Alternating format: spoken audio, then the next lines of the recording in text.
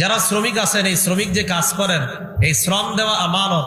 আপনার মালিকের সাথে আপনি ওয়াদাবদ্ধ হয়েছেন 5 ঘন্টা কাজ করবেন, আপনি ইচ্ছাকৃতভাবে আধা ঘন্টা কম কাজ করা, এটা আমানতের খেয়ানত। এটা ওনাকে জানাইতে হবে। যদি না জানান, আপনি আমানতের খেয়ানত করলেন। কথা কি বুঝে আসছে? এটা 4 নাম্বার, আল আমানাতু ফিল আমাল। শ্রম দেওয়া, এই শ্রম দেওয়ার ক্ষেত্রে যদি কেউ অন্যায়ভাবে উল্টা পাল্টা করে, এটা আমানতের খেয়ানত।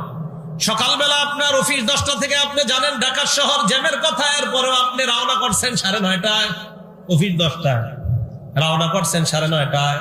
ঢাকার শহর 9:30টায় রওনা করা মানে আধা ঘন্টা রাস্তা, সামনে যাইলে আধা ঘন্টা গেলে আপনার অফিস। তবে 9:30টায় রওনা করা মানে 11টার আগে বুঝতে না পারা। এখন আপনার বস আপনারে ফোন দিছে, কই আছো তুমি?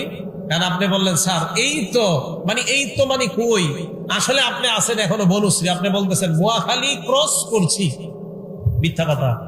এই যে আপনি এটা, হ্যাঁ এটা আপনি শ্রম, আপনি তো ওনার কাছে এই যে কি, এই সময় তো আপনার কাছে উনি পাও না, বলবেন এটা আমানতের খেয়ানত।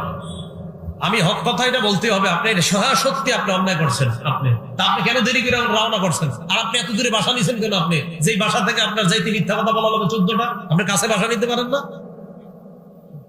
শ্রম দেওয়ার ক্ষেত্রে এই জাতীয় কাজ করা, এটা আমানতের খেয়ানত। এগুলো 4 নাম্বার। 5 নাম্বার,